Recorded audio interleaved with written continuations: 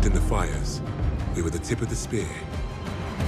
We were the Vanguard.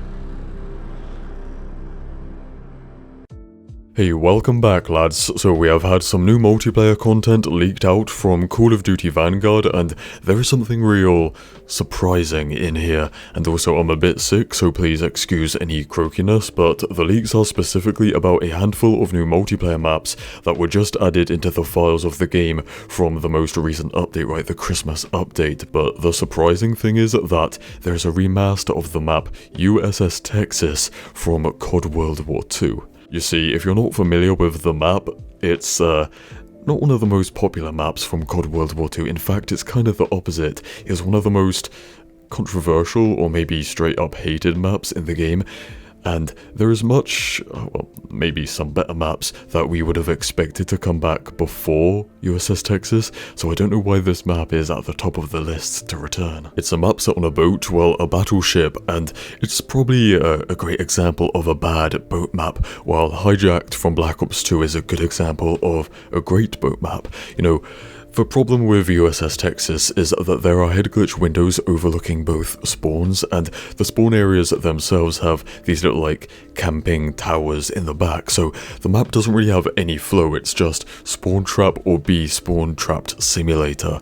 Like I said, there are some better maps like London Docks that has been rumoured to return in Vanguard, but other World War II maps like Gibraltar, Ardennes Forest, Flak Tower, there's just some better maps that I thought would come back rather than this.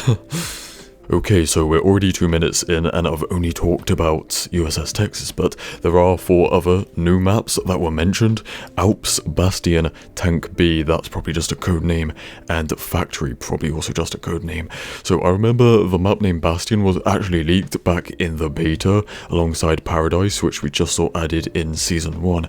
And back then I said Bastion is like part of a castle or a fortified place, so it could be like a European castle. Obviously the map castle is a Japanese castle, so we could see a parallel with a European castle. Or it could be some kind of like bunker map like Point de Hoc from COD World War II.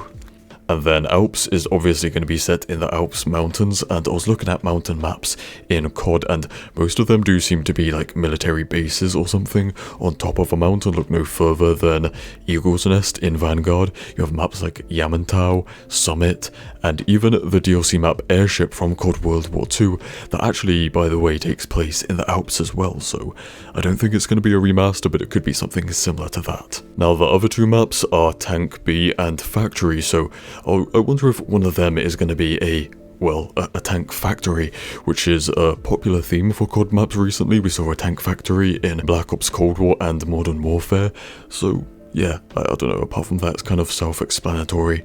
Now, I don't think it's been confirmed, right, that Season 1 will have another map in the mid-season, but at the same time I would not be surprised, and would not be surprised to see one of these.